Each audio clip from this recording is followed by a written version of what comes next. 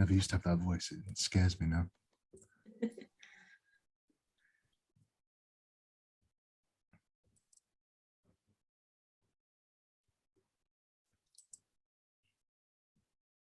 What I'll probably do now is share the screen with the slides on it.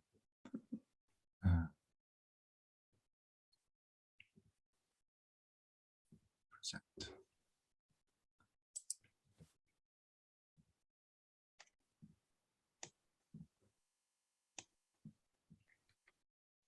Can everyone see that? Yeah. Right. And then what I'll probably do now is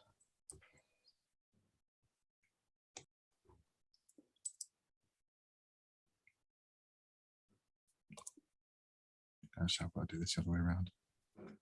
Sorry, bear with me. I've just realised I can't really share to Facebook while I'm doing that. So I'll go live and then go straight into the slides.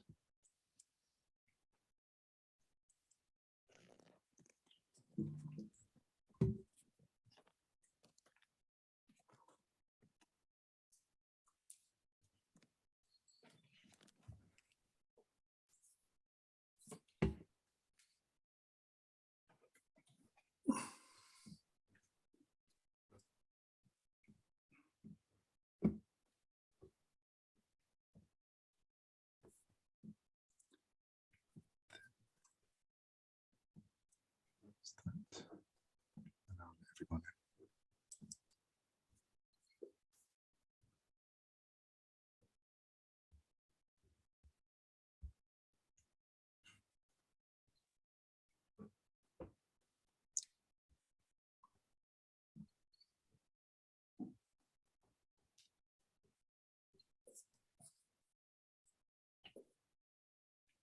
Hello, everybody. We're just going to wait a few more minutes for to let the stragglers in, and then we'll start. Thank you, everybody.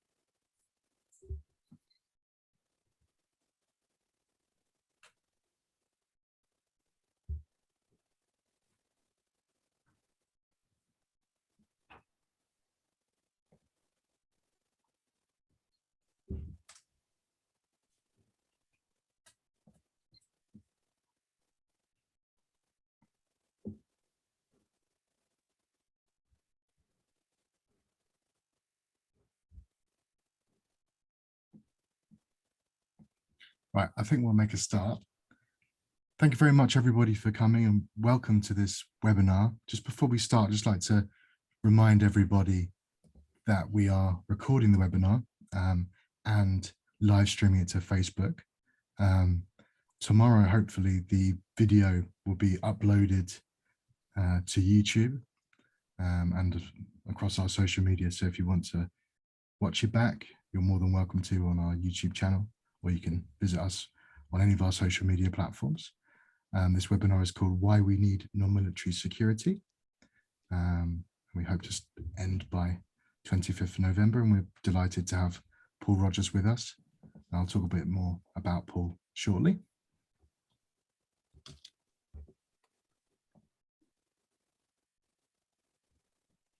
My name is Jonathan Maunders. I'm the Office Coordinator of Conscience Taxes for Peace, Not War. Karen Robinson, our campaigns worker, originally planned to introduce this webinar, so but unfortunately, due to an accident with her mother, she was unable to do so. But thankfully, she is here watching. So please forgive me if the links are a bit slow. Not used to quite doing this, as well as the tech side of it.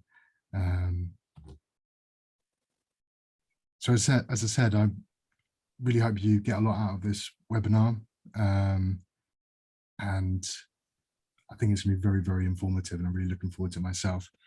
Please feel free to use the chat section anytime during the meeting to ask questions or comments.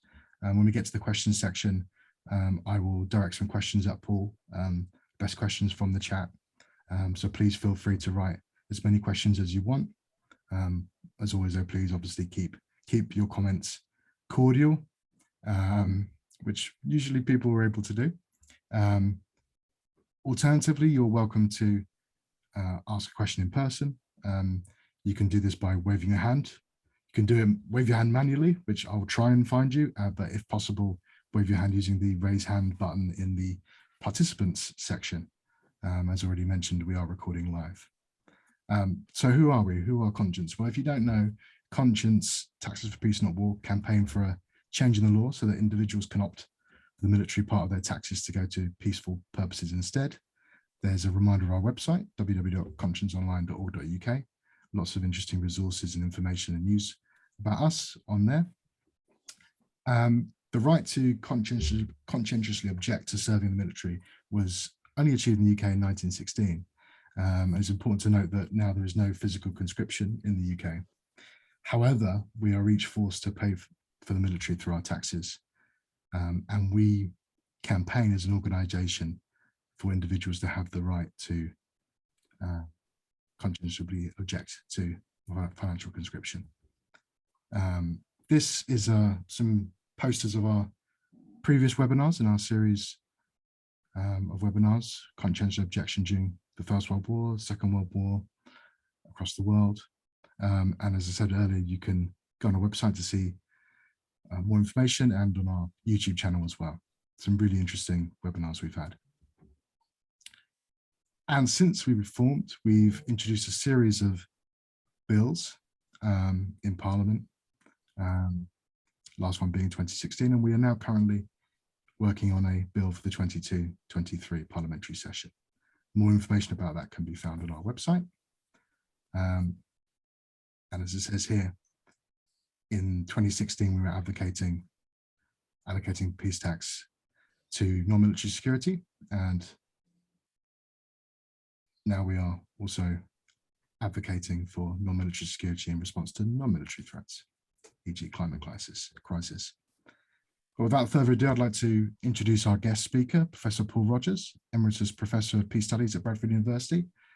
Paul is a really well-known figure in the peace movement, and we're really, really delighted to have Paul with us today to speak to us.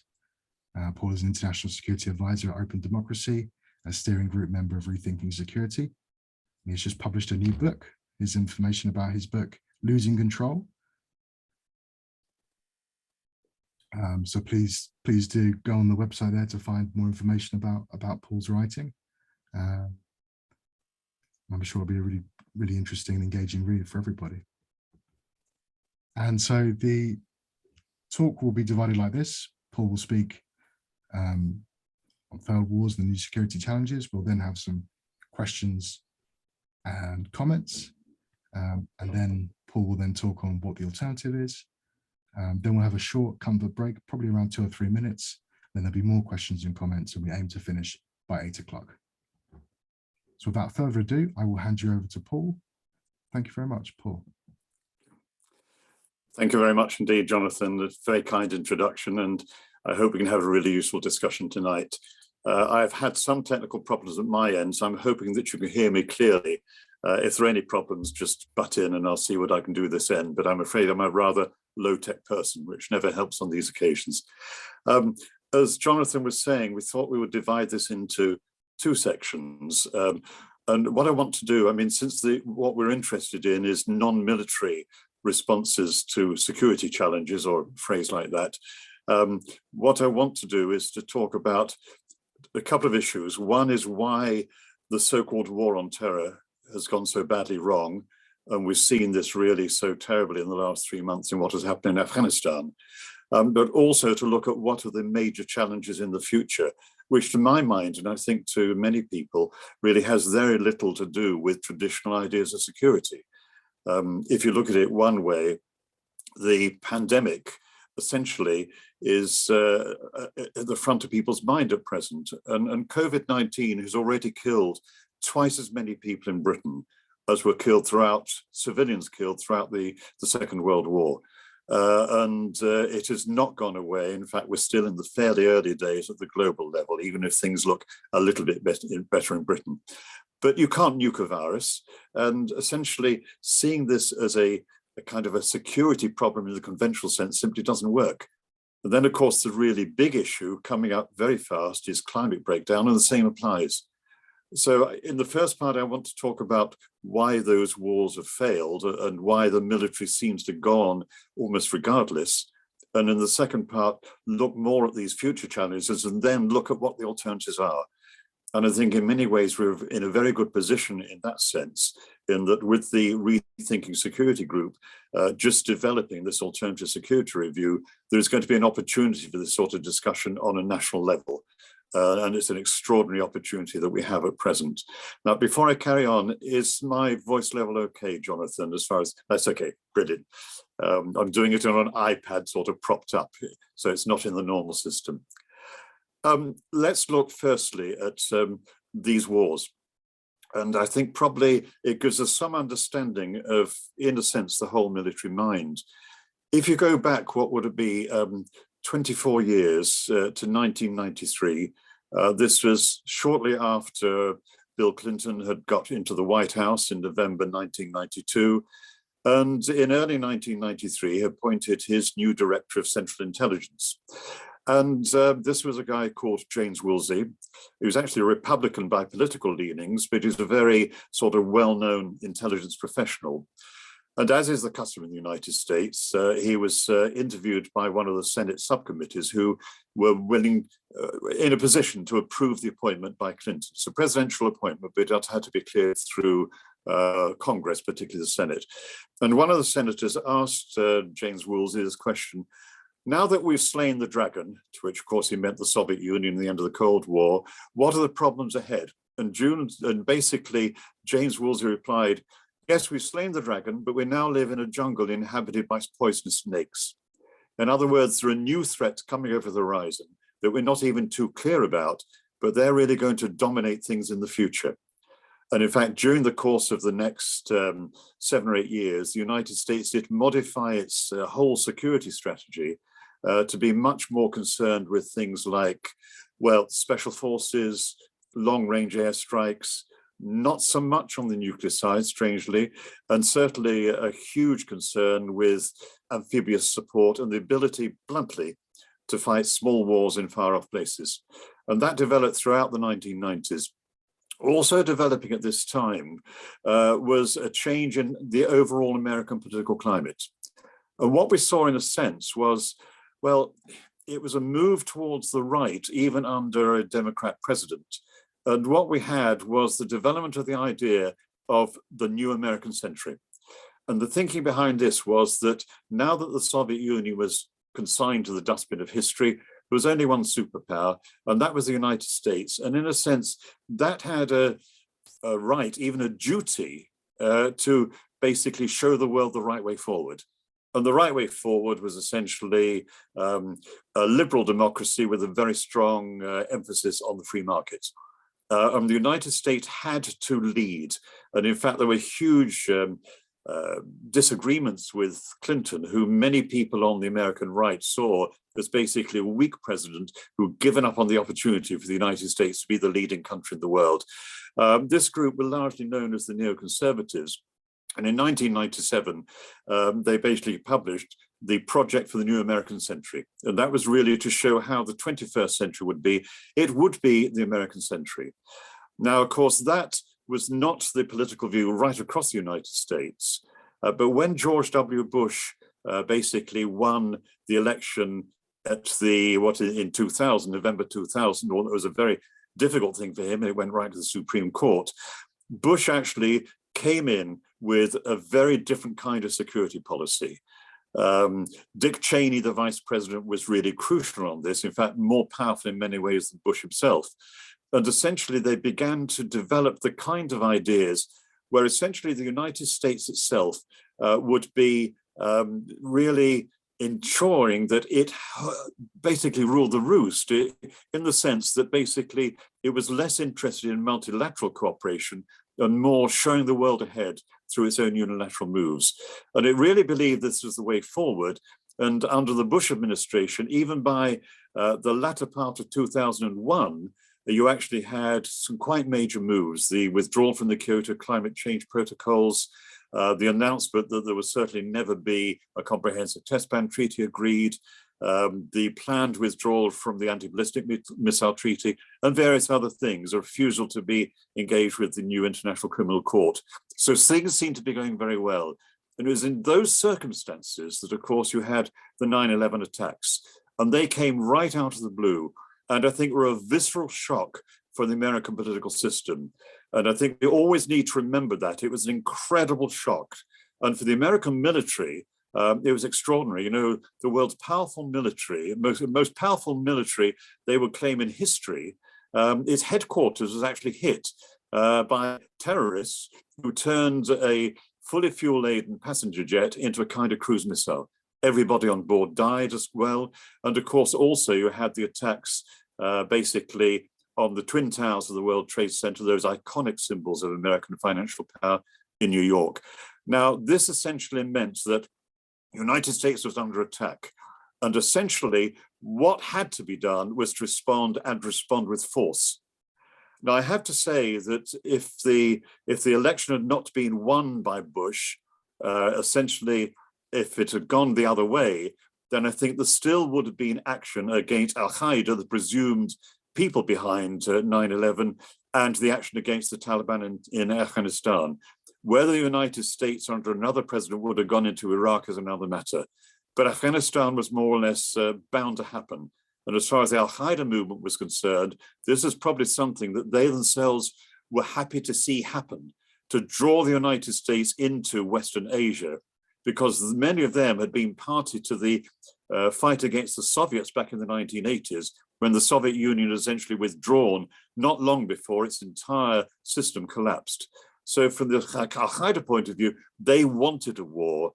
And some people at the time did argue that, in fact, going to war with the Taliban and Al-Qaeda was actually the wrong thing, that essentially it was falling into a kind of trap. But anyway, it happened. Initially, it seemed to work. And of course, you had this extraordinary situation where the United States, in the space of about 8 or 9 weeks, essentially, well, they got rid of the Taliban movement, straightforward. And as far as they could tell, Al-Qaeda was really very well dispersed, really out of Afghanistan. And when you had in 2002, George W. Bush's State of the Union address, this was really a kind of a victory speech, a huge relief for people across the United States, in that this threat to their own security, in terms obviously of 9/11 and what might have happened afterwards, was now actually mooted, to put it mildly. And essentially, that was really the key period when things seemed to be going well. The extraordinary thing was that Bush then used that particular occasion to really extend the war against Al-Qaeda to a much wider war on terror, bringing in the idea of the axis of evil. And that, of course, was Iraq, Iran, and North Korea. And it was very clear in Washington at the time that Iraq was going to be the first target. It took the best part of a year to get to the point where the United States could launch an attack with a fairly small but significant coalition, including in Britain.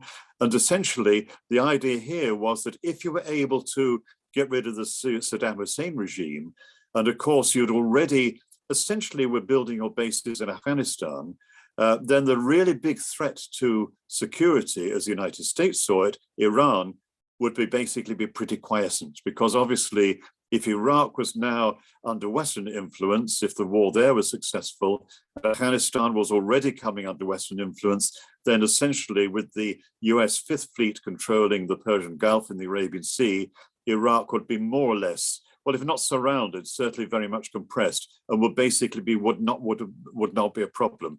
There was a saying at the time, in fact, the road to Tehran in Iran went through Baghdad in Iraq. And that was the feeling. And essentially, I think this is one of the underlying reasons why you had the second of these wars. What I really want to say in some ways is there have been 4 failed wars as part of what we call the war on terror. And the war in Iraq started in, what was it, March 2003. By that time, the support for the United States had diminished surprisingly, in the sense that people by then in many countries, and not least in many European countries, were much more dubious about extending this war. And although probably one of the strongest supporters was the Prime Minister in Britain, Tony Blair, there was very, very deep opposition in the United Kingdom, leading to that huge public demonstration in London in February 2003. But the war went ahead, and again, rather like Afghanistan, it seemed to work extremely well as far as the Americans and the British and others are concerned, because the Saddam Hussein regime seemed to collapse within about 3 or 4 weeks. So much so that in May 2003, Bush was to give his mission accomplished speech from the deck of an aircraft carrier off the California coast, saying now you had this huge problem, basically the Saddam Hussein regime really set aside, and now we were really back on track for the new American century. Essentially, the Taliban had been dealt with, Al-Qaeda had been dealt with, and the worst of the three-part axis of evil had been sorted out. So that in many ways was the high point of this second war, the war in Iraq. Now, in reality, as of course we all remember, that was very short-lived. And in fact, within 3 or 4 months of the start of the Iraq war, you had a very bitter urban counterinsurgency working against the Americans and the British and others. And that extended more and more in the following winter of 2003, 2004. And it was hugely mixed in with a very bitter interconfessional conflict within Iraq between the Shia and Sunni communities, or at least within militaries within them, paramilitary movements within them. But the end result was a deeply troubled, deeply unsafe, and in many ways, well, insecure country. The United States and its coalition partners tried to keep this on the level, but eventually, over the space of 5 or 6 years, the war slowly ground down with huge loss of life. We don't know the full extent of all the damage done, but we're talking about hundreds of thousands of people killed or injured. And meanwhile, even by that time, we're talking about into 2004, 2005 now, the Taliban were making a comeback in Afghanistan. And you had the extraordinary situation that even Al-Qaeda supporters around the world were staging attacks. The huge attack on the Atocha rail terminal in Madrid, the attack in London, of course. So in other words, this belief that the military means of controlling what had been done to the United States would work was turning out to be wrong. So essentially, Iraq became, in a sense, the second of the failed wars. As you then look on to what happened after that, you had this very complex period in the late 2000s, into 2010, 2011. In May 2011, of course, Osama bin Laden himself was killed in that raid in Abbottabad in Pakistan. And it seemed then that that might be an end to Al-Qaeda, but it turned out not to be. In Iraq itself, eventually, the insurgency was to die down. A lot more American troops were put in, special forces were used as well. But even by 2008, by the time that Barack Obama had won the presidency, you still had an ongoing war there at a lower level. And the worst part of this was a group known as Al-Qaeda in Iraq, who were the most determined and brutal of the insurgents carrying on the war. By 2008 into 2009, Obama had essentially fought his election on the basis that Iraq had become a bad war and that the United States would withdraw. And it did indeed largely by 2011. But the acceptance was that Iraq had not gone the way expected, and it would be a long period before it could get to a peaceful situation. Then that year, of course, you had the start of the Arab Spring and the sudden and very violent intervention by the French and the British in Libya. Now, it takes us a lot of time to go into the detail. All I would say there is that what was expected to deliver a country which would be pro-Western, replacing the Gaddafi regime about which people have still been very suspicious, then if that was the aim, it failed. And what you've had for the last 10 years is again a deeply unstable, unsettled country in which you don't have proper security even now. And it has also served as a kind of transit point for other paramilitaries going down into the Sahel and there's been a whole series of insurgencies developing across the Sahel region or the Sahara. So in a sense, that was the third conflict which didn't work. So we already have Afghanistan almost just not working and the Taliban coming back. This is by 2011-12. You had Iraq still in a real state of insecurity, and you have the war in Libya actually failing as well. Then came the fourth of the conflicts when essentially, extraordinarily, the remnants of al-Qaeda in Iraq were able to reconstitute itself as what we came to call ISIS or Islamic State. And you had by 2014, there seemed to be a risk to the security of both Iraq and northern Syria as well. And this is where, in a sense, the fourth of the war started. Now, this, of course, was the very prolonged and very intensive air war fought almost entirely by strike aircraft and by armed drones, aiming to basically destroy ISIS and its many thousands of supporters by 2014. And that war was to last through to 2018, but continues. There are still airstrikes in Iraq and Syria even to now. So what I'm saying, I suppose, is that in a sense, you've had 4 failed wars in the war on terror.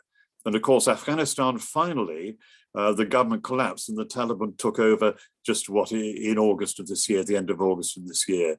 Now, the issue here, I suppose, is obviously to reflect on that. And it's further evidence that, in a sense, traditional military responses to problems which often don't have even their origins or their support in traditional threats simply isn't working. And the extraordinary thing is, you've seen, it's almost unbelievable, is that since the Taliban took over in Afghanistan, it's almost as though people are tending to forget about all these other things.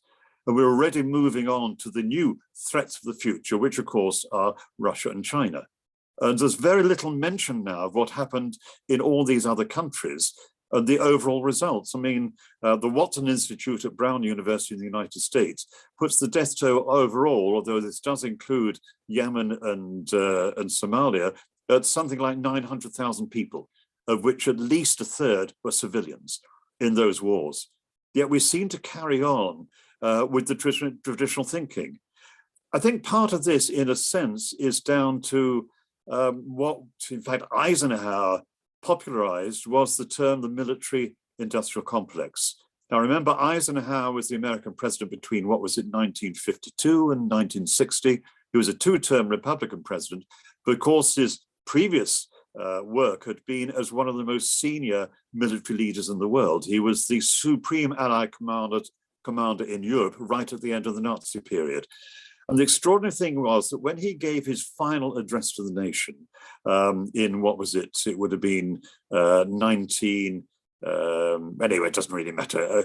When he gave it to basically the American people, he basically warned against the power of what he called the military-industrial complex, which had grown hugely during the Cold War. And he seemed to suggest this was almost a state within a state with its own power. Now, we tend now to apply the term the military, industrial, academic, bureaucratic complex, that it's more complex. But I think the thing is that what we have to realize is that military thinking is really very set in its ways. Now, I should say at this point, I've actually lectured at defense colleges in the United Kingdom for the best part of 40 years off and on. Most years I've done some lecturing either at the Royal College or the Joint Service College. And I have, a lot of, I suppose, respect for the military from their own point of view. But the point is about the way a military-industrial complex works is it is very much sort of a self-developing thing with very strong interconnections. Its main elements are obviously the military, the arms industries, the big arms companies, the civil servants in the ministries and the rest, but also the think tanks, university departments doing the work, consultancies, the trade unions obviously support the workers in the defense industries, and it makes for a sort of a self-supporting entity, which basically is really is very set in its ways. And because of this, it's actually very difficult to break in with new thinking. And this is what I think the Alternative Security Review is really determined to do. And if it can succeed, it will be an extraordinary thing. But we are dealing with an entity, a complex, which is really very traditional in its thinking. One commentator really said you had to remember that apart from anything else, in the military-industrial complex, you have a sort of a culture of hegemonic masculinity. And I see that point often when one is talking to the military. Now, the important thing about this is anybody in the serving military, their responsibility is to defend the realm, defend the country in the sense of defending the realm. And this is what they're about, and they have all the different means to try and do it, and they assess the threats coming. Now, if you look at what some of the military think tanks do, it's really very interesting because they do take on board the changes that are happening worldwide and that there are different kinds of security problems. And they will certainly look very closely at the risk of climate breakdown. But the point is, from their point of view, to be absolutely fair, essentially, you've got to protect the realm. Therefore, you've got to see what the dangers are almost embedded in climate breakdown and warn the country and protect the country against them. So basically, the possibility of mass migration, the possibility of weak and failing states under pressure at a time of climate breakdown, these are the things you have to concentrate on. It is not seen as a responsibility from the military-industrial complex to look at it from a much broader level of stopping the problem happening in the first place. So in other words, it's not a question of sort of advocating rapid decarbonisation. That's the politician's job. As far as the military is concerned, is to clear up the mess, if you like, that might be left by these kinds of threats if they're not dealt with. And that seems to me to be one of the major problems we have. And what we have to do, basically, in many ways, is almost to redefine what we mean by security, which I think is going to be really pretty difficult to do, but by no means impossible. And what I'd like to do in the second part of the session is really to look at what the nature of the current problems are, look more at how we are approaching them, and then try and draw it together in terms of how we can begin the process of some kind of review which really gets to grips with what we really need to be doing. And really this takes its lead from the point of view that we have to look at non-military means of dealing with major security challenges or threats, or call them what you will. Now, I've been going on for nearly 25 minutes straight off, which is hard for anybody to take. What I'd like to do is just check with Jonathan whether there have been questions or the rest, or points that people would like to make. I mean, that would be very good as well. So Jonathan, over to you. What would you like? How should we take it from here? Thanks, Paul. And thank you very much for that. It was really, really interesting, really engaging. I've certainly learned a lot from that. As I said before, we haven't had any questions yet in the chat, I don't think. But I think we've at least got one hand up. So just remove that. See, oh,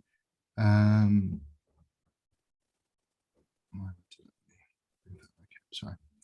I'm not sure. Someone had their hand up and it's now gone. I don't know who that person was. It's a clap. Someone's done a clap. But I can't see, but not a hand. I think Faye has told me that Robin, you had your hand up. I'll ask you to unmute. No?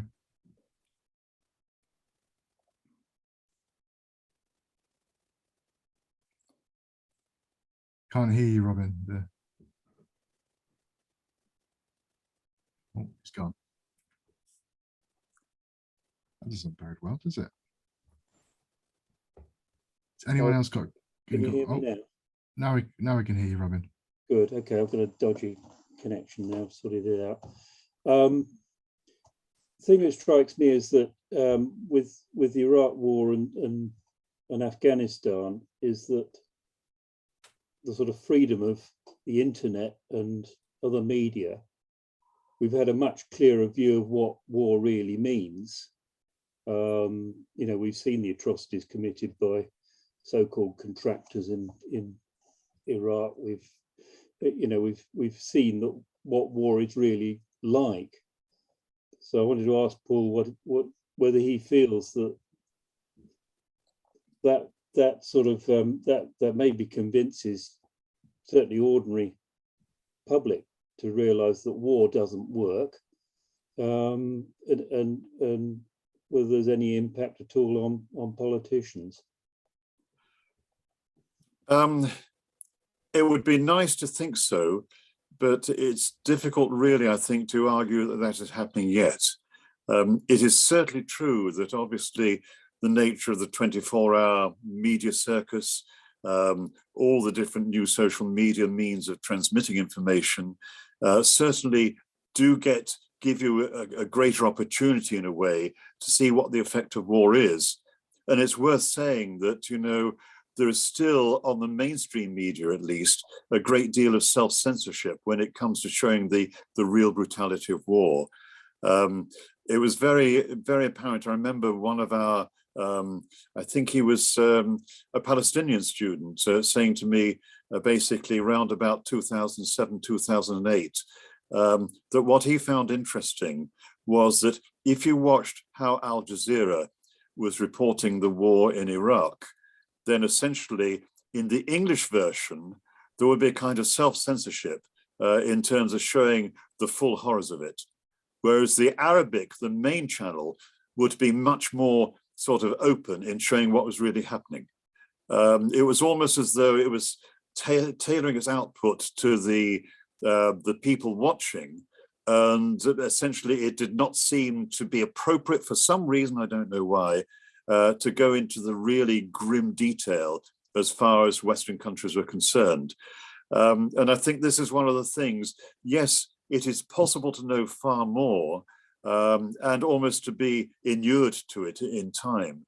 But the other side of the coin is that the whole way in which the news cycle works does involve a lot of caution and self-censorship by people actually presenting it. For, I think, a variety of different reasons, but it does make one cautious about saying things have changed hugely in that respect. Jonathan, if there aren't any immediate other questions, if there are, let's take them. Otherwise, I'd just like to sort of mention an anecdote which is relevant to some of what we've been talking about, which might also allow people just to think a little bit more about the kind of issues we're dealing with. Do we have any more questions at the moment? There's one question in the chat from Right. Sam Mason. She says, can you say something about the links between multilateral institutions and military-industrial complex? Wow. Well, if we're talking about multilateral institutions in terms of military alliances, of course, the main one is NATO. Previously, you've had the Warsaw Pact, and you do have some sort of smaller regional alliances. NATO itself, I think, tends to be very much as part of a kind of transnational military industrial complex, as indeed, of course, many of the arms companies are as well. So essentially, that itself is really the same sort of culture, but on a multilateral basis, a multinational basis. As far as the many other organizations are concerned, well, the relationship with the military-industrial complex obviously varies. If we take the various UN agencies, by and large, they try to deal in a very sort of neutral way, which is not easy at all, I think, in this day and age, rather than sort of get involved in any one area. Some of the most interesting interactions between the United Nations and what you might call, for this term, the military-industrial complex, would be in the area of peacekeeping. And it is very interesting to see how that has evolved and the way in which quite a number of countries have basically had very little to do with it. Britain over the years has done some involvement in UN peacekeeping, usually rather specialist involvement in Cyprus and Sinai and elsewhere. Curiously, I think the only time that the United Kingdom has been reasonably prominent was in the early stages of the war in former Yugoslavia. And what is extraordinary is that, in fact, when the British were actually involved in peacekeeping, they actually did it pretty well and pretty professionally. And I had a former colleague at Bradford who was a Canadian, whose brother was actually in the Canadian Army, which was also stationed, I think it was in Croatia. And he was actually able, through, I think, help from his brother, to do a kind of study of the attitude of the ordinary Canadian military to peacekeeping. And it turned out that they were unusually proud of what they ended up doing, that to them, it was actually something worthwhile. so I think in one sense, this is one area where I suppose what you have to say is there is potential for, if you like, chipping away at the traditional military-industrial complex. But in terms of wider issues, I mean, you see it very clearly in Afghanistan at the moment. Some of the only agencies, aid agencies that are operating in Afghanistan at present are ones like the UN Development Programme. And that operated right through the changeover, in fact. So I would say that of all the multilateral entities around the world, potentially I would still say that the United Nations and its agencies are the most important, but they tend to get sidelined a great deal as far as the looking at security challenges, which I think is something a little short of a disaster, because there's so much that can be done from that point of view. I hope that helps. Just it's a rather rambling answer, but I hope it helps a little bit anyway. There's one more question in the chat from Nigel Green. He says, hi, it may not be directly relevant to this meeting, but would Paul like to make any comment on how war and the activities of the industrial military complex contribute to climate change and worldwide environmental devastation? Well, there's quite a lot of work that's gone on this recently. I think there was one report from Scientists for Global Responsibility, which is a very thorough one. And some of the work done, I mean, certainly where you have major military, particularly if they're engaged in sort of active conflicts, or even if they're preparing for them, even routinely, their output is considerable. I did see a figure which reckoned that the United States military, in terms of its effect on climate breakdown, had the same effect as a country the size of Portugal. In fact, the same effect as a country like Portugal, a pretty developed, semi-industrialized country. So it is considerable.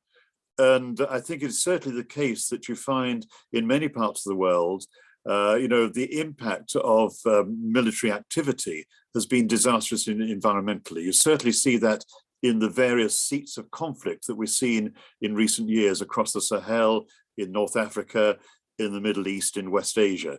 So yes, the military, it's not hugely significant compared with the significance of, say, the global north or of China, but the reality is that it is an added thing, and the prospects for so-called greening the military are pretty low given the nature of the entire system.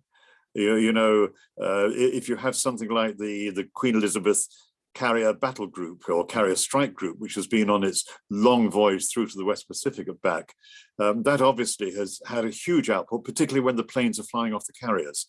So it is an issue. I mean, I don't think it's one of the most important, but it's an additional thing which I think we have to take into account. Some militaries are trying to cut down on their impact, but it's pretty limited to do it unless you actually like to move beyond traditional forms of military power, which of course so far countries are very reluctant to do. So now I don't think it's very much prospect for change there.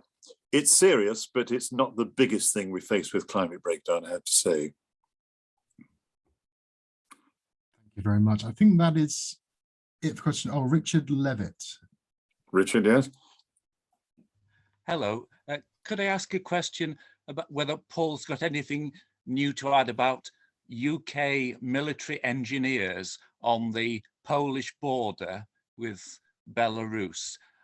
A few Sundays ago on the Andrew Marr Sunday programme, there was an interview with General Nick Carter, who was retiring, and he spoke with some pride about this professional constructive work of military engineers putting up a fence in on the border, and I wondered what use that was, and was it through NATO?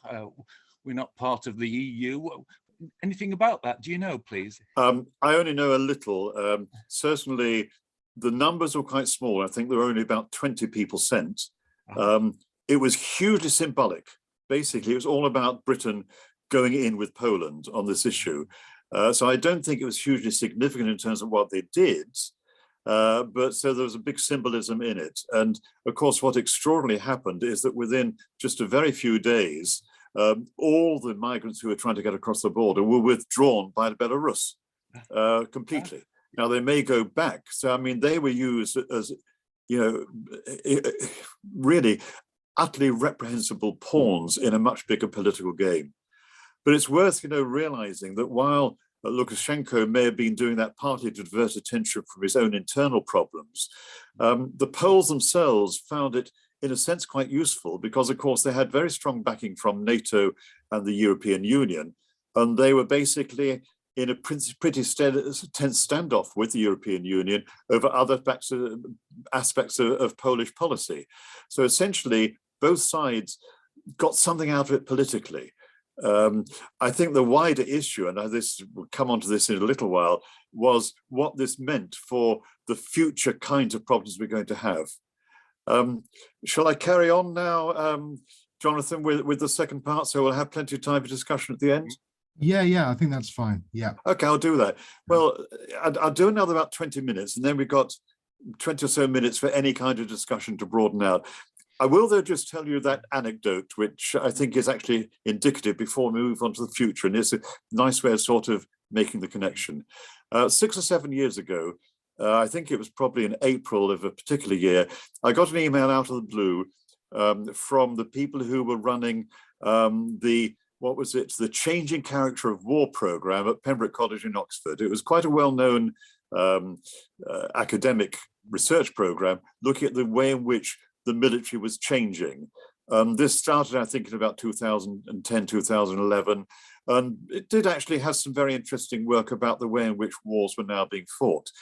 The email was to say they were running a seminar at Wadham College, Oxford, just a day-long seminar to a government audience. And they were basically looking at the issue of what are the defence challenges to Britain in an era of weak and failing states.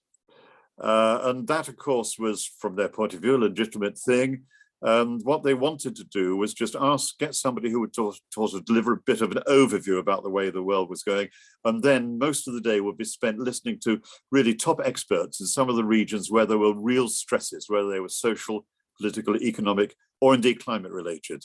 So they wanted me to do an introduction.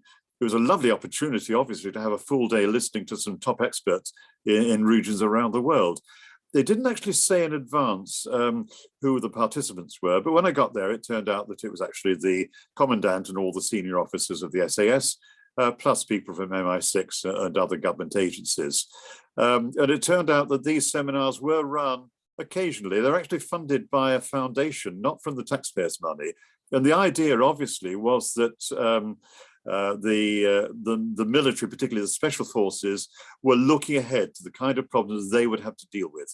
And they saw weak and failing states as one of the very big ones.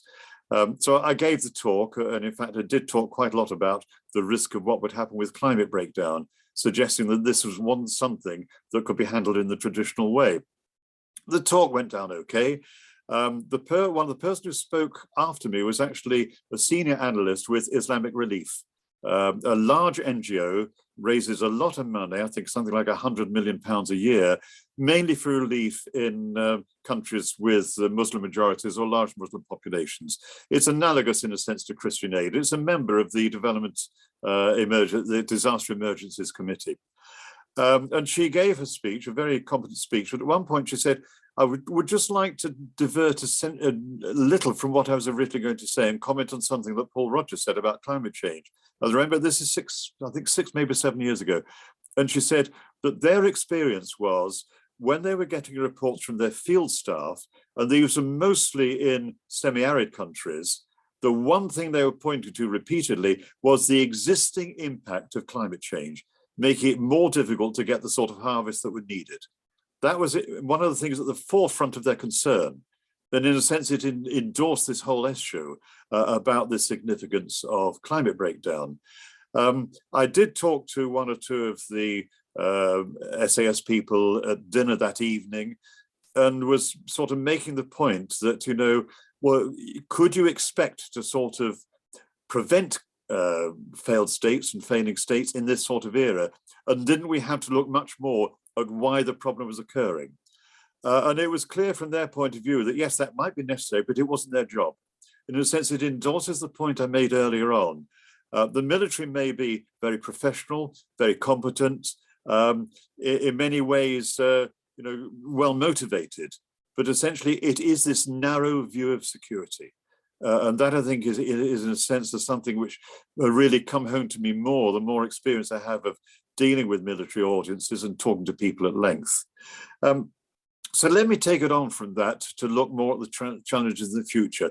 I suppose the key point so far is that when you look into it sort of in a detached way, the 4 failed wars between 2001 and 2021 are all indicative of the failure of existing ways of handling security. I've mentioned at the start James Woolsey and his saying about the jungle full of snakes.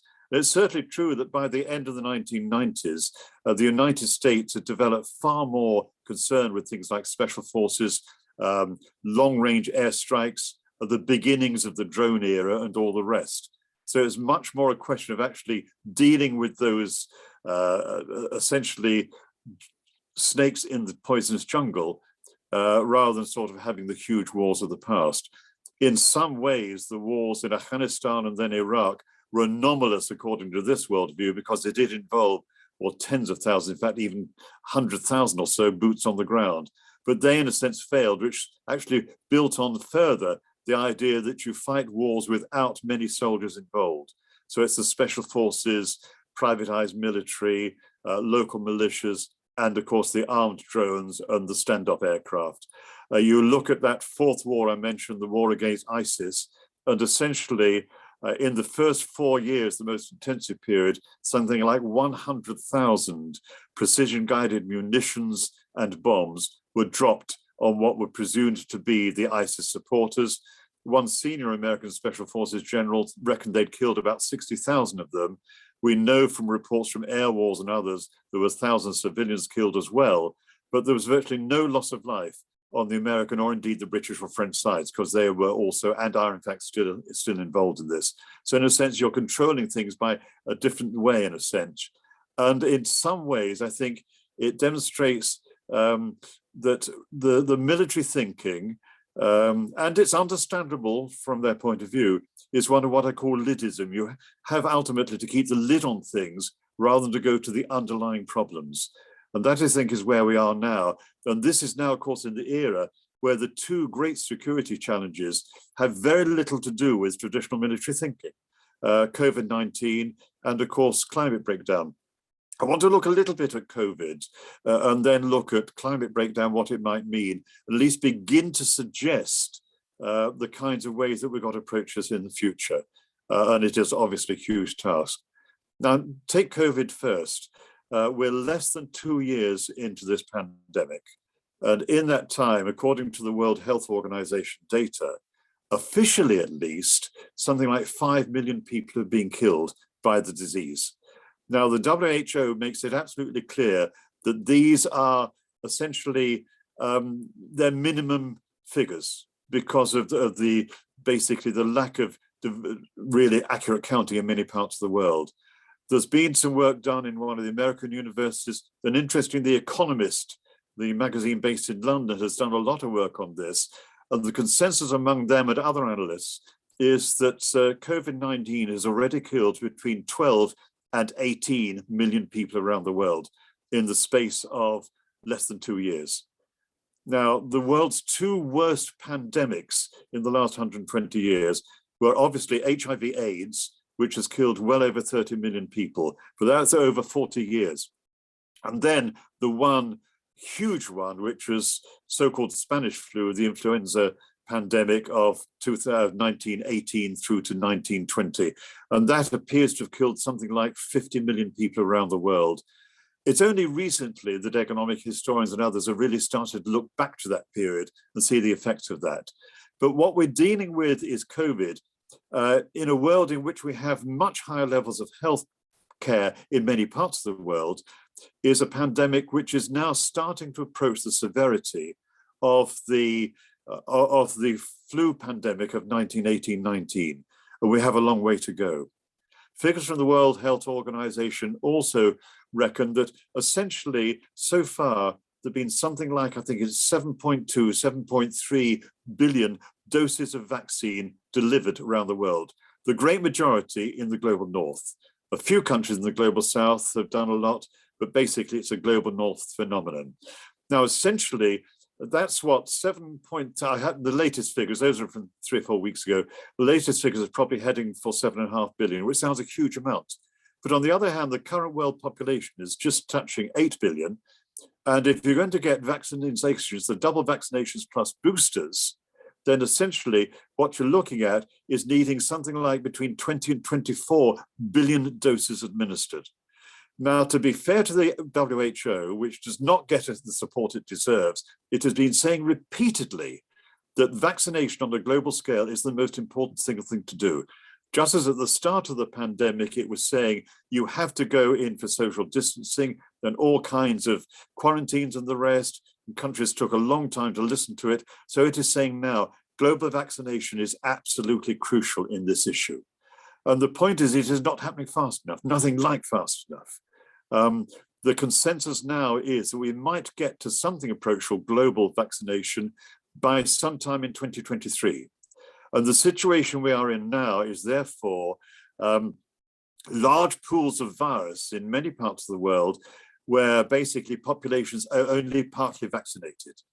Now that in a way is a recipe from new mutants and new variants to develop. We've seen several. The leading variant now, of course, is the Delta one, which developed about a year or so ago, initially in India, and is now the leading one right across the world. But many epidemiologists are seriously worried that we haven't got to grips with the overall pandemic, and there is more to come. And as you know, there have been reports in the last week or so of a new variant which appeared to develop initially in Botswana, but has been picked up by genetic sequencing, both in South Africa and I think in one case in China, in Hong Kong. And essentially, that is one which are causing great concern because it combines a lot of different mutations with a lot of sort of possibilities. It may not turn out to be anything, but the fear is that this will be something which is going to require lots more vaccination programs.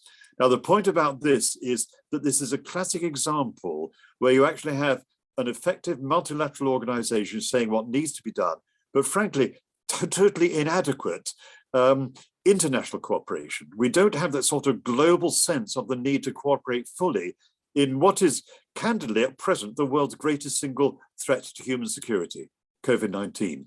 So we have a very long way to go. Maybe we will learn those lessons, but we have to do it very quickly because apart from anything else, in a sense, you could almost say that the COVID pandemic is rather like the canary in the coal mine. That it is warning of something much bigger that can happen. But I think people just aren't recognizing this as such. And that, in a sense, is a marker for the problem ahead. Now, I'm not saying that in any sense responding to COVID-19 is something that the military can deal with, far from it. It's true to say that logistic capabilities, the work that belatedly but effectively the British Royal Navy did with the Ebola outbreak in West Africa, and other examples show that it can certainly help at times, but it's not as centrally a military issue, and it shouldn't be seen as such. And this, of course, is true even for climate breakdown. That, of course, is a much bigger issue. For some years, many years ago, more than 40 years ago, I actually taught environmental science. And in fact, I looked back on some of the notes then, and there were already in environmental science courses, people warning, and this was basically what the mid-1970s about the risk of climate change. Even then, 45 years ago, it was already in syllabuses in environmental science. This is not a new thing. Let me put it another way, though, and look at why it is that it has taken so long to get to grips with this issue of all world issues. What we're now starting to do, where we got with COP26, was essentially what we should have been doing 20 years ago.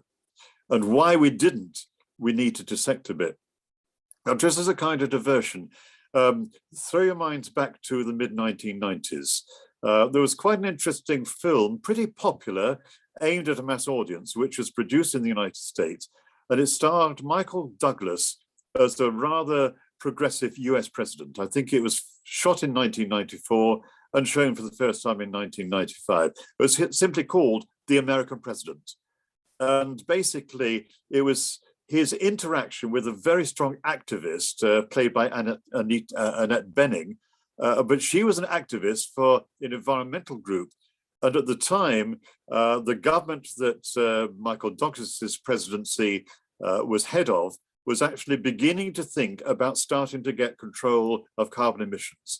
And essentially the whole of the film, which was very amusing in many ways, was this interchange between essentially the president and this very strong climate activist about the need to increase the activity of the United States. Now, this was 1995. So you see that at that time, people were already getting seriously worried. And of course, it was around that time that we actually have the Kyoto Protocols.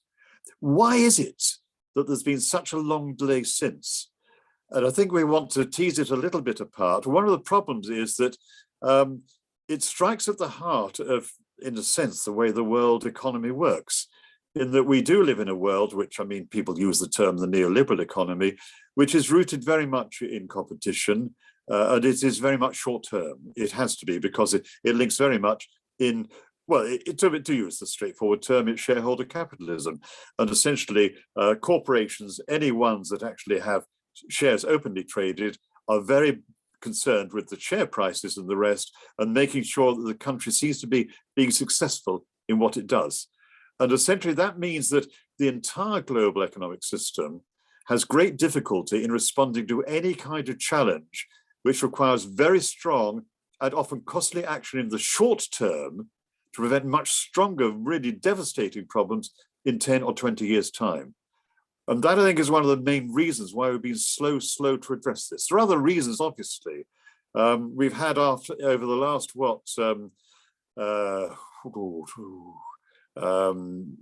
22 years in the United States, 21 years in the United States, we've had the Bush presidency for 8 years and the Trump presidency for 4 years. So 12 of those 21 years, you had the leaders of the most powerful country who are basically in denial about climate breakdown.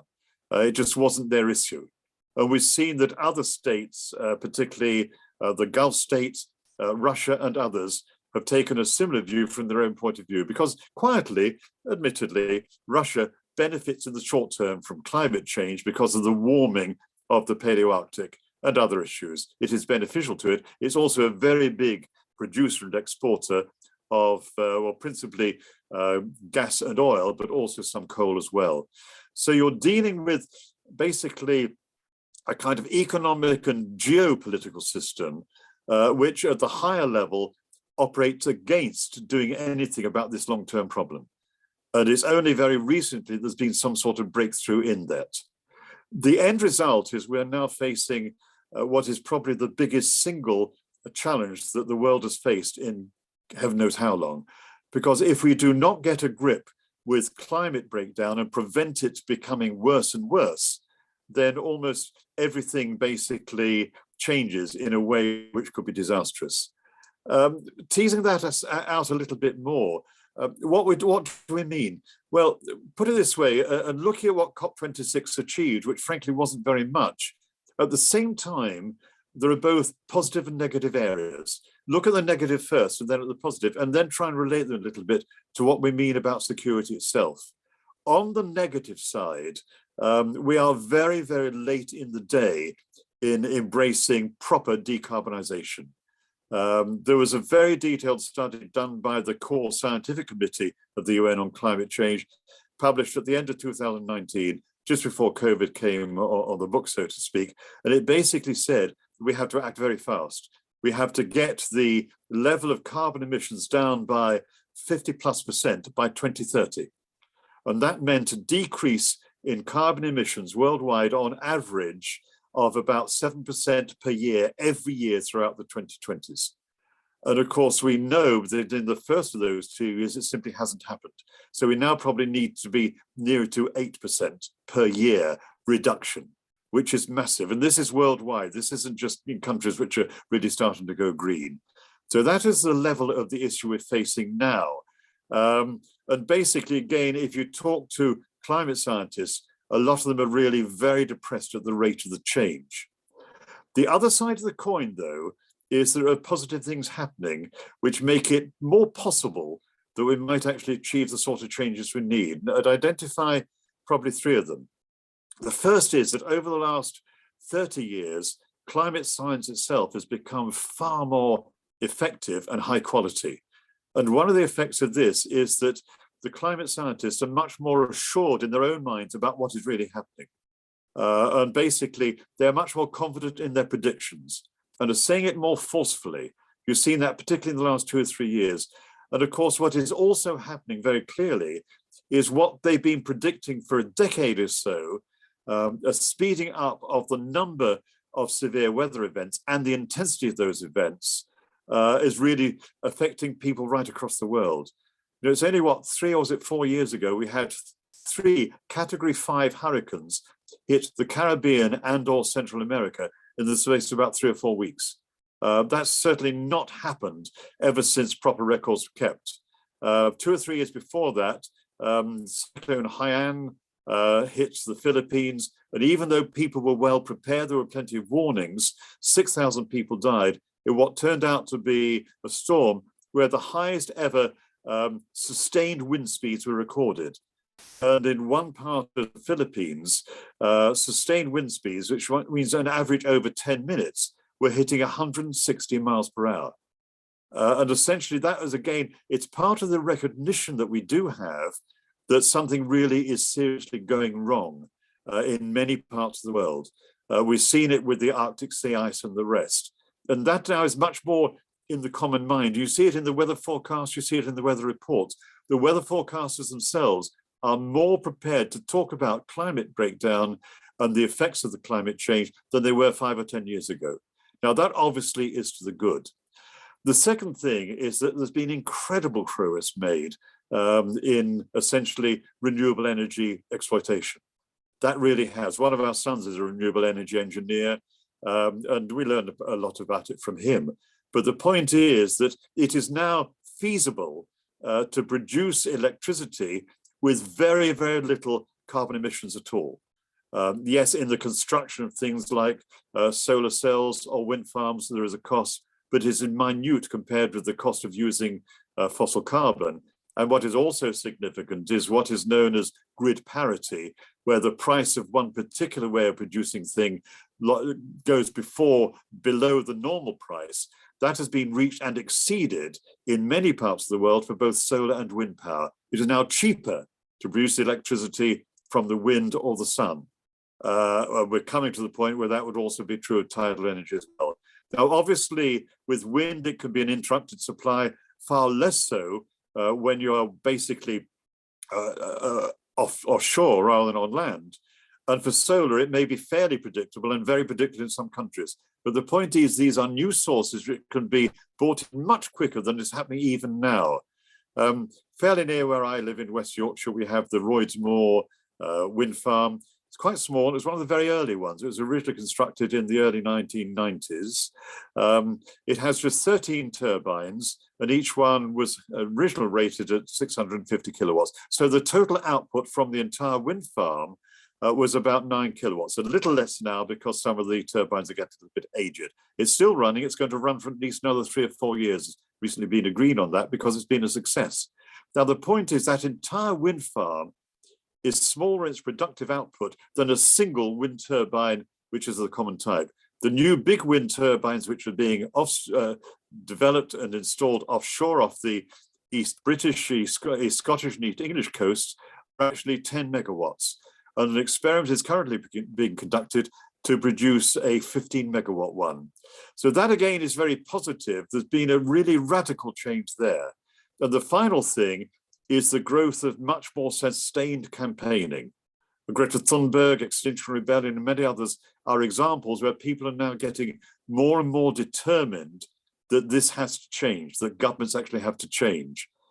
That, I think, will lapse slightly after all the angst and I think the depression after after COP26, at least among people who were there and knew this stuff.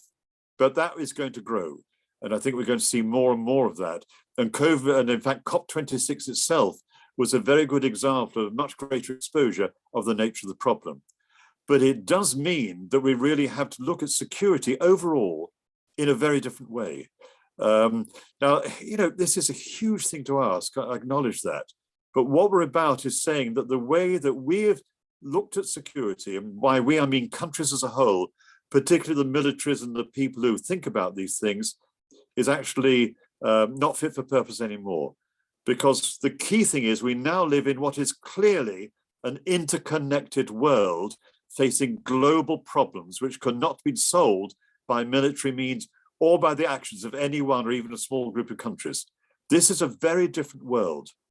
And in fact, COVID in a way is a demonstration that climate breakdown is absolutely certain to be that. And where we are at now is having to really rethink what we're doing at a time when all the traditional security thinking is all about essentially the military outlook. Now, I won't try to go into detail about how people are trying to think this through. If you're at all interested in this, I really would get you to check, if you haven't already done so, you may be active in it, the Rethinking Security Group. And this is a fairly small group, which is a coalition from many of the different groups, from C&D to Christian Aid, that is actually running this new alternative security review, which was only launched about a week or so ago, which is going to try and actually wrestle with these issues. One way of looking positively as well, let us just imagine that Britain was a country which had seen the light, seen the writing on the wall, if you like, and had basically refashioned its overall attitude to security. What kind of foreign policy, development policy, and military policy would it have? Well, these are just some ideas. One, obviously, is it will be a Britain which was far, far more active in the United Nations, supporting the special agencies, funding them better, putting really good civil servants into basically aid with the whole process, rather than people who might be nearing retirement. That being said, we've had some extremely good British civil servants who've gone into the UN, notable ones, are real professionals. But the point is, far stronger support for the United Nations. The armed forces to be far more concerned with peacekeeping activities and to work on that. And just remember that this is in no way an easy option. There was this idea that, peacekeeping is not proper soldiering. Well, tell that to the Irish. The Irish Republic has a pretty small army, and it has done a heck of a lot of work on UN peacekeeping missions, probably more than virtually any other country for its size. I was over in Ireland just 3 or 4 years ago doing a PhD external examination, and the candidate was actually a retired Irish Army Lieutenant Colonel who'd been involved in peacekeeping missions around the world. One of the things he happened to mention in the discussion afterwards, he got his PhD, it was a very good one, was he actually said that if you took, I think it was the 44 years up to that time in which the Republic of Ireland had been engaged in UN peacekeeping, it had lost more of its soldiers killed for the size of the army than the British Army had in Northern Ireland, in Iraq, in Afghanistan and elsewhere. It can be very difficult work, and it needs a very high degree of professionalism combined with knowledge of reconciliation of the rest, which really needs to involve training within an armed force. I would very much like to see the British Army move in that direction and do it really in a way which saw that this was the kind of way forward, because whatever happens with pandemics and climate breakdown, we are going to get many social problems and many examples of states that are in great difficulty. Ones where there are going to be problems which are much more requiring conflict resolution than going with all guns blazing. So certainly on that area, I think very important. As far as Britain is concerned, well, my own view personally, for what it's worth, is on defence issues, two things. I can see no point at all in Britain being a nuclear power. And of course, if you gave that up, that would solve, what was it, save £200 billion over the lifetime of the planned Trident replacement system. So you're having very big savings there. I like the idea that what you would do within the British military is adapt them much more to different roles, which are often much more defensive or involved in peacekeeping, and far less in basically presenting global Britain as a global power because of its military might. It's a big ask, but I think it has to be attempted. Of course, within that, the kinds of things that you would recognize are, well, we don't need to spend at this current level. We spend about 2% or so of GDP on the military. That could be halved within the space of about 10 years. By 10% cut per year for 10 years, reverse compound interest would take you down to less than half of the current areas. But in the same time, you would actually basically change the nature of the military and develop new roles appropriate to the kind of world we're moving into. There are many other things that we should be doing. Britain actually has quite a good record in research on climate science and oceanography. That new ship, the Sir David Attenborough, is a very good example of an advanced research ship. Personally, you could advocate, well, at least you double the amount of spending on climate science. Enlarge the Hadley Centre down in the Met Office at Exeter. Enlarge the work on oceanography, the work in Southampton and elsewhere. In other words, expand the kind of research which makes us understand more about how the entire world system works, and then get a handle on the kind of changes we need to make. A lot of that is already good. It's underpinned a lot of the new policies coming through, but Britain is the kind of country which could do very much more on that. There are many other examples of things you could do. Certainly, as far as international development is concerned, one acknowledges that much of the British aid programme is much more about developing new markets. Basically, the focus of a proper development programme should be on three things. One, dealing with extreme poverty. Two, always being more aware of and active on gender issues. And three, aiding the green transition of the global south, aiding it, enhancing it by enabling it to speed up. And this is where new technologies can be hugely valuable. Now, I would also advocate, obviously, that the aid budget or the development budget, all that $4 billion a year, which was basically dumped out of it just a year ago, that would be turned around.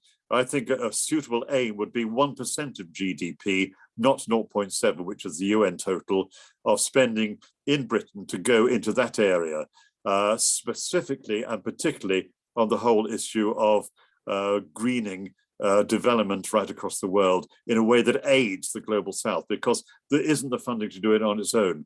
Within Britain, probably the biggest contribution that Britain could make as a country which is replete with renewable energy resources is to plough ahead very much on that and again be a leading country. Now, those are just a few very small examples, but in a sense, what I suppose I'm talking about is a different way of thinking about security. There is no pretense that this will be easy at all to get across. But all one has to do is remember two things. One, that the traditional ways of meeting threats, as exemplified by the 20 years of 4 failed wars in the war on terror, have not worked. And we must acknowledge that and basically be prepared to say it forcefully. And the other thing is the major challenges which really face us now are not the traditional ones, not the state-on-state challenges. These are common challenges for the entire world. And certainly a middle-sized country such as Britain could be playing a really significant role in moving the world to address what are really the common issues. There is a huge amount to play for.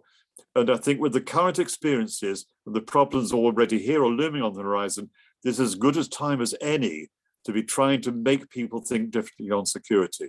The next 8 to 10 years, I think, are going to be absolutely crucial in this. And maybe speaking personally, I would say that, you know, my wife and I have 5 grandchildren. They're aged between 5 and just 12.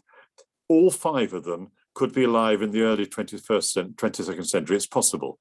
And essentially, if they were to look back from a rather more peaceful world in their old age with their own children around and say, well, yes, it was the new thinking that people started to do in the 2020s which saw the changes come in. And if that was the case, then I think, you know, we could say, well, the kind of work that needs to be done by the likes of us now would have had some sort of success. So there's a huge amount to do and not too much time to do it. I'm afraid I've gone on longer than I should. I'm sorry about that, but we have got a few more minutes for questions. So let me shut out now and pass us back to Jonathan to see what we say now. Jonathan, are there any more questions at present? Or are people basically just a little bit stunned? I don't know. What do you think?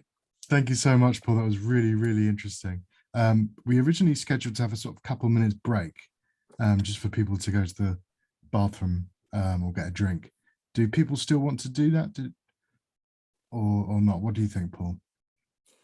Well, I'm happy. We've got 10 minutes left. So basically, I'm certainly happy to carry on with some questions if people want to have any discussion. Okay. Let's press ahead then. So if anyone's got any questions, as before, you can raise your hand or you can write something in the chat. Has anyone got a question for Paul? Gallery so I can see. We did have a question that I missed out from the last one, unfortunately. It was just it stuck in just as I was, Right. which was from Martin Schweiger. And he asks, how can we make arms companies more interested in diversifying? How can we make arms companies more interested in diversifying? Well, this is a very big issue, which I didn't really touch on. Of course, there have been opportunities in the past. We have the Lucas Aerospace work back in the 1970s and 1980s, rather, which was looking at how Lucas Aerospace could diversify into different areas. There's been some interesting work by one of the unions with one of the Rolls-Royce factories in Lancashire, because that was threatened with closure. But they're now looking ahead at the possibility of quite different sorts of projects and products as well. There is some very good work that has been done on defence diversification, but the question is, how do we get the arms companies interested? Well, again, let's use our imagination. Suppose we had a British government which was trying to follow these policies. One of the things it would actually have to say to the arms companies, who, let it be said, do have huge influence and very big lobbying budgets, would be say to them, look, there are going to be changes. There are going to be cuts in conventional military spending. And essentially, if that is the case, then you as responsible companies basically should be willing to embrace major change. But at the same time, a government which was trying to do that would have to set up some kind of diversification agency to aid the process in doing it, and be prepared possibly to help with some of the funding as well. Again, I would not pretend that it was at all easy, but while the big trade unions are rightly concerned with their own members' futures, their salaries, their wages and the rest, there is certainly, you can also say that there will be openings within trade unions to look ahead if the situation is really changing. And certainly, I remember some of the shop stewards, I think at Barrow, were interested in this in the 1990s. And if I remember rightly, Steve Schofield, who was actually did his PhD in Bradford originally, who's one of the people who's done a lot of work on arms conversion, he wrote a very good paper for them, basically to point out what Barrow could be producing. You tend to forget that Barrow produces submarines. In the past, it's produced cruise ships and other things. And where you have a wide range of knowledge in a large engineering company, you can actually develop that into new areas. And there'll be one or two cases, I don't have the full detail, if I remember rightly, the huge German-based engineering company of Siemens decided some years ago to put far less impetus into work on traditional ways of generating electricity and far more work on renewables. And that, of course, had loads of capabilities. There may have been some retraining and new hiring needed, but essentially the capabilities within a company of that size was such that there was flexibility. So I think it'd be a combination of basically saying to companies, things are going to change, but we will basically put a help into assisting the way it happens, but it's got to happen quickly.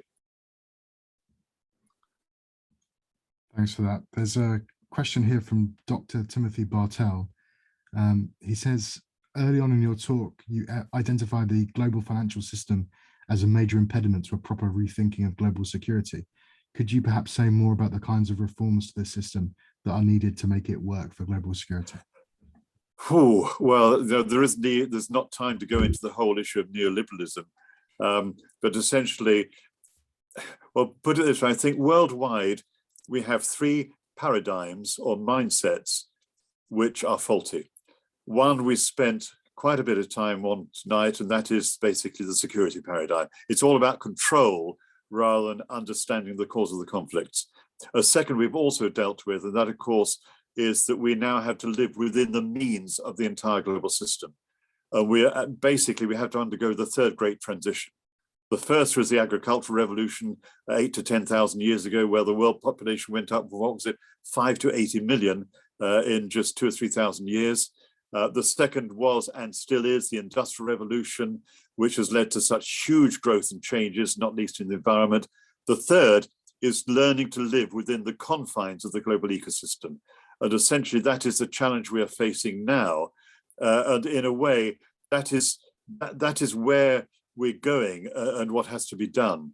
Now, as far as the particular issue is concerned, can you just remind me of I just rambled on a bit, the actual theme, the center of the question, Jonathan, just remind me and I'll get back to it. Yes, yeah, so oh, I know, sorry, yeah, yeah. I got it back in.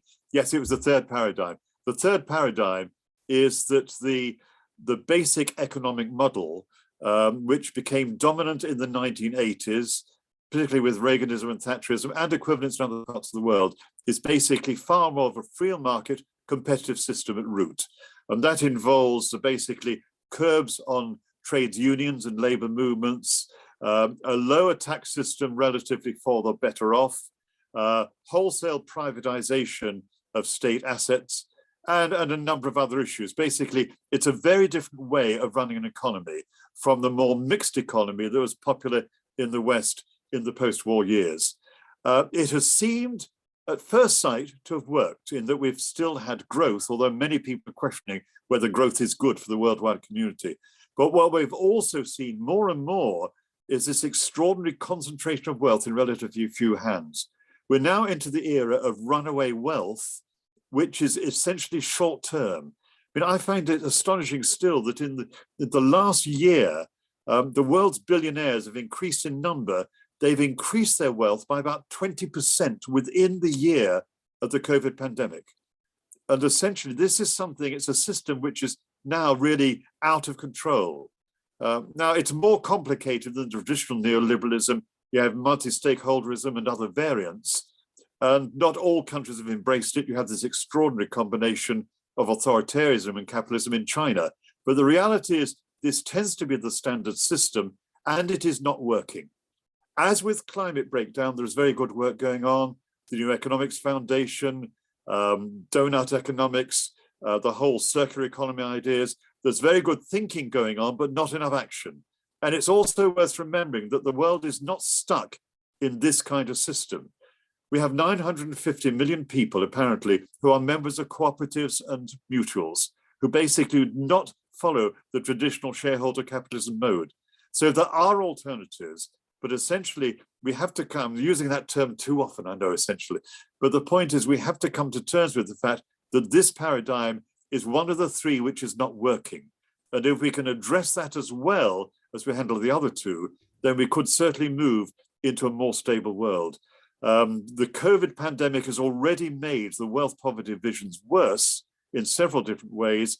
In the case of climate breakdown, there is going to be the very dangerous potential of the elites of the world wanting to close the castle gate, as in a sense was done on the Polish border with Belarus very recently. And that is what we're facing. The three things all come together. There isn't time to integrate them, I'm afraid, tonight. In fact, it's a huge job to do. But that, in a sense, would be what I would say when it comes to looking at the neoliberal system. It is another one of the pandemic, of the paradigms, which is in pretty deep trouble at the present time. Thank you very much, Paul. Are there any last questions before I draw the meeting to a close? Any hands? I'm desperately speeding through the gallery to see if I've missed any hands. Doesn't appear so. Well, Timothy, thanks you for your answer, Paul. It's superb. Thanks very much. In which case, the final thing to say is a massive thank you to Paul. Been a thoroughly interesting webinar. And I'm sure whoever watches this on YouTube and on Facebook will have really enjoyed it as well. So thank you so much, Paul. Thank you. Thank you for listening. And just a reminder that you can find our previous webinars and our upcoming webinars on our website. It's listed there, conscienceonline.org.uk/conscience webinars, for all information about our upcoming webinars. And there's our website there as well. So thank you very much for joining us. I'm just going to stop sharing. And once more, a massive thank you to Paul. It's been a brilliant evening. Stop the live stream.